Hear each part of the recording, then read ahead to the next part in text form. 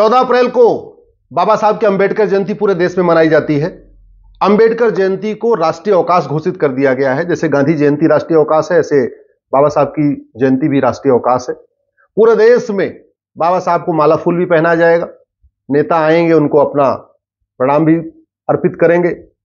बाबा साहब का सच्चा भक्त होने का दावा भी करेंगे। लेकिन सच्चाई यह है कि बाबा साहब को माला तो पहनाते हैं, लेकिन बाबा साहब को मानते नहीं है। बाबा साहब सबसे पहले कहते थे कि भारत में समान शिक्षा होनी चाहिए। अगड़ा पिछड़ा, मजदूर, मालिक, उत्तर दक्षिण, सबकी एक किताब होनी चाहिए। सब अपनी अपनी मातृभाषा में पढ़ें, लेकिन शिक्षा समान होनी चाहिए। लोहिया जी भी यही बात कहते थे, इस भारत में समान शिक्षा होनी चाहिए। कम से कम 10वीं तक तो समान शिक्षा होनी चाहिए। ये बाबा साहब अंबेडकर भी कहते थे, लोहिया जी भी कहते थे। लेकिन कोई भी नेता जो अपने आप को अंबेडकरवादी कहता है, बाबा साहब का भक्त बताता है, बाबा साहब के प्रति श्रद्धा अर्पित करता है, उनको बाबा साहब को माला पहनाता है, वो कभी नहीं कहता कि भारत में 1 नेशन 1 एजुकेशन बोर्ड हो, 1 नेशन 1 सिलेबस हो, 1 नेशन 1 करिकुलम। बाबा साहब कहते थे सारे पर्सनल लॉ खत्म करिए, हिंदू, जैन, बौद्ध, सिख के लिए जो अलग अलग कानून चल रहे हैं सबको खत्म करिए, भारत में 1 नेशन 1 सिविल कोड लागू करिए। आज 75 साल हो चुके हैं आजादी के, लेकिन बाबा साहब की को मानने वाले कोई भी नेता, अभिनेता, लेखक, बुद्धिजीवी ये नहीं कहते कि भारत में क्रिश्चियन मैरिज एक्ट खत्म करो, पारसी मैरिज एक्ट खत्म करो, शरीयत एक्ट खत्म करो और एक कॉमन सिविल कोड लागू करो। ये पाखंड मैं आपको बता रहा हूं, ये बाबा साहब के भक्तों का पाखंड बता रहा हूं, जो बाबा साहब के अनुयायी हैं उनका पाखंड बता रहा हूं। बाबा साहब कहते थे कि भारत में एक 1 नेशन 1 पुलिस कोड होना चाहिए। पूरे देश की पुलिस एक तरीके से काम करे, पूरे देश की पुलिस एक जैसा बिहेवियर करे, पुलिस स्वतंत्र हो, पुलिस निष्पक्ष हो और पुलिस जनता के हित में काम करे। इसलिए यूनिफॉर्म पुलिस कोड होना चाहिए, 1 नेशन 1 पुलिस कोड होना चाहिए। लेकिन 1861 वाला पुलिस एक्ट आज भी चल रहा है। पुलिस आज भी सत्ता के गुलाम बनी हुई है। यही नतीजा है। केरल की पुलिस अलग तरीके से काम करती है, बंगाल की पुलिस अलग तरीके से काम करती है, यूपी वाली पुलिस अलग तरीके से काम करती है और हिमाचल की पुलिस अलग तरीके से काम करती है। जबकि बाबा साहब कहते थे भारत में यूनिफॉर्म पुलिस कोड होना चाहिए, पुलिस निष्पक्ष होनी चाहिए, पुलिस स्वतंत्र होनी चाहिए, पुलिस अपराधियों के खिलाफ काम करनी चाहिए, न कि सत्ता के इशारे पर काम करनी चाहिए। भारत में न्यायिक व्यवस्था सड़ चुकी है। 5 करोड़ मुकदमों से 5 करोड़ परिवार टेंशन में है। 5 करोड़ परिवार का मतलब एक परिवार में 6 आदमी मान के चलिए तो 30 करोड़ भारतीय टेंशन में है।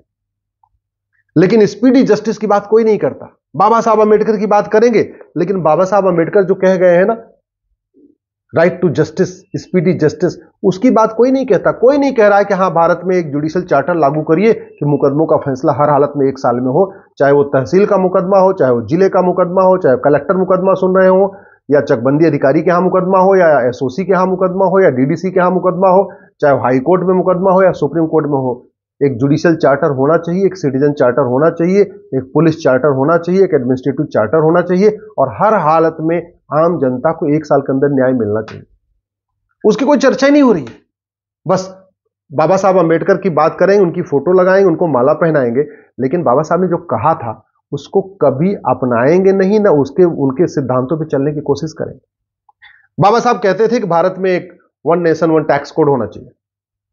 आज भी काफी टैक्स तो कम हो गए जीएसटी से आने से, लेकिन आज भी जीएसटी अलग चल रहा है, इनकम टैक्स अलग चल रहा है, टीडीएस अलग चल रहा है, वैट अलग चल रहा है, दुनिया भर के टैक्स चल रहे हैं।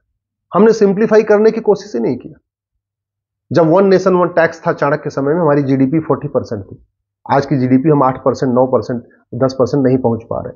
ये 1 नेशन 1 टैक्स लागू हो जाए तो भारत की जीडीपी बढ़ जाएगी, व्यापारियों का शोषण बंद हो जाएगा, भ्रष्टाचार खत्म हो जाएगा, इंस्पेक्टर राज खत्म हो जाएगा। लेकिन 1 नेशन 1 टैक्स की बात ही नहीं हो रही। भारत में व्यापार के नाम पे व्याभिचार के अड्डे खुलते जा रहे हैं। अरे व्यापार शुरू करने के पहले ये तो देखना चाहिए कि ये जो बिजनेस शुरू हो रहा है इससे हमारी संस्कृति मजबूत होगी या संस्कृति बर्बाद होगी। व्यापार के नाम पे व्याभिचार के अड्डे, ये हुक्का बार व्यापार है कि व्याभिचार है? ये डांस बार व्यापार है कि व्याभिचार है? ये बियर बार व्यापार है कि व्याभिचार है? ये सट्टा बार व्यापार है कि व्याभिचार है? ये कैसीनो ये व्यापार है कि व्याभिचार है? व्यापार के नाम पे कुछ किसी भी चीज का लाइसेंस देते जा रहे हैं। कभी ये भी नहीं दे रहे कि हम जो व्यापार का लाइसेंस दे रहे हैं इसका सोशल इंपैक्ट असेसमेंट होना चाहिए।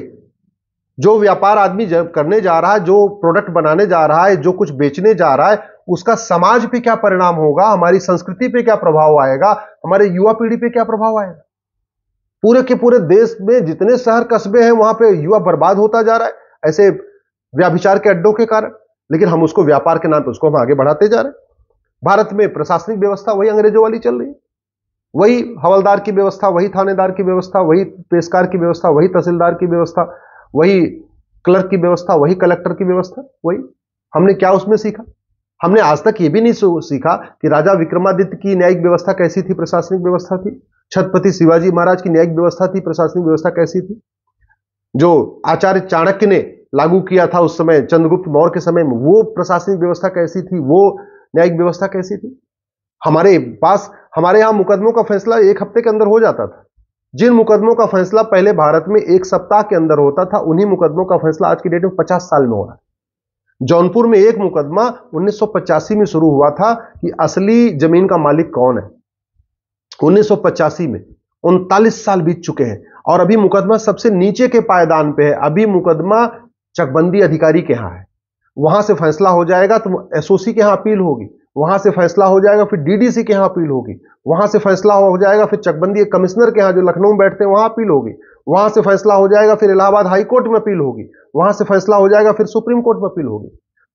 39 साल बीत चुके हैं, 39 ईयर्स बीत चुके हैं, मुकदमा सबसे नीचे के पायदान पे। एक नार्को पॉलीग्राफ ब्रेन मैपिंग कानून होता तो 1 सप्ताह के अंदर पता चलता कि वास्तव में असली मालिक जमीन का कौन है और कौन झूठ बोल रहा है, लेकिन नार्को पॉलीग्राफ ब्रेन मैपिंग की बात ही नहीं होती।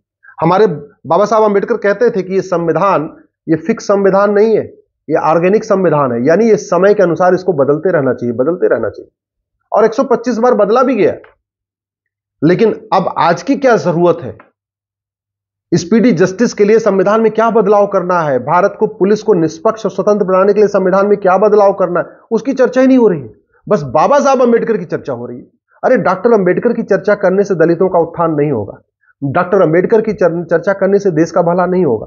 भला तब होगा जो डॉक्टर अंबेडकर कहते थे उनके विचारों को लागू किया जाएगा। डॉक्टर अंबेडकर ने तो कहा था equality, justice, liberty, fraternity, unity, national integration. Doctor Ambedkar कहते थे सबको समान अवसर मिलना चाहिए। जब तक समान शिक्षा नहीं होगी तब तक सबको समान अवसर मिलेगा ही नहीं। डॉक्टर अंबेडकर कहते थे साइंटिफिक टेम्पर डेवलप करना है। ये जो मुगल काल में मदरसे चल रहे हैं उससे साइंटिफिक टेम्पर डेवलप हो सकता है क्या? प्रियम्बल में लिखा हुआ है देश की एकता अखंडता मजबूत करनी है। और भारत में लाखों स्कूल चल रहे हैं जो नफरत सिखाते हैं। भारत में लाखों ऐसे स्कूल चल रहे हैं जो ये सिखाते हैं बच्चों को कि न भारत को मानो, न जय हिंद करो, न वंदे मातरम बोलो, न तो भारत के त्योहार मनाओ, न भारत की संस्कृति को मनाओ, न भारत की परंपरा को मनाओ, न भारत के रीति रिवाज मनाओ, न भारत की वेद व्यवस्था है उसको पढ़ो। भारत में चल तो रहे तो कहां से लागू हो जाएगा? बाबा साहब अम्बेडकर ने तो इसमें भी ये भी लिखा हुआ है कि आपको ऐसी प्रशासनिक व्यवस्था डेवलप करनी है कि भ्रष्टाचार जड़ से खत्म हो जाए। कहां हुआ भ्रष्टाचार जड़ से खत्म? भ्रष्टाचार तो बढ़ता चला जा रहा है और भ्रष्टाचार से सब परेशान है।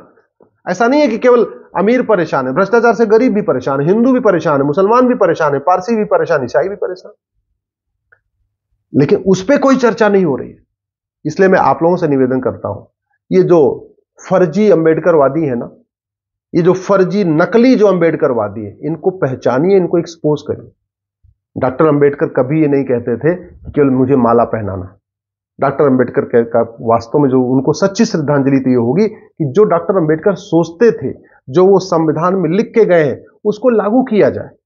संविधान कहता है समान शिक्षा होनी चाहिए, चर्चा ही नहीं हो रही है। संविधान कहता है एक समान चिकित्सा व्यवस्था लागू होनी चाहिए, उस पर चर्चा ही नहीं हो रही है। संविधान कहता है समान नागरिक संहिता लागू होनी चाहिए, उस पर चर्चा ही नहीं हो रही है। संविधान कहता है यूनिफॉर्म पुलिस कोड होना चाहिए, उस पर चर्चा ही नहीं हो रही है। संविधान कहता है यूनिफॉर्म एक जुडिशियल कोड होना चाहिए, उस पर चर्चा ही नहीं हो रही है। संविधान कहता है यूनिफॉर्म टैक्स कोड होना चाहिए, उस पर चर्चा ही नहीं हो रही है। संविधान कहता है यूनिफॉर्म बिजनेस कोड होना चाहिए, उस पर चर्चा ही नहीं हो रही है। संविधान कहता है यूनिफॉर्म एंडाउमेंट कोड होना चाहिए, उस पर चर्चा ही नहीं हो रही है। संविधान कहता है यूनिफॉर्म एडमिनिस्ट्रेटिव कोड होना चाहिए, उस पर चर्चा ही नहीं हो रही है।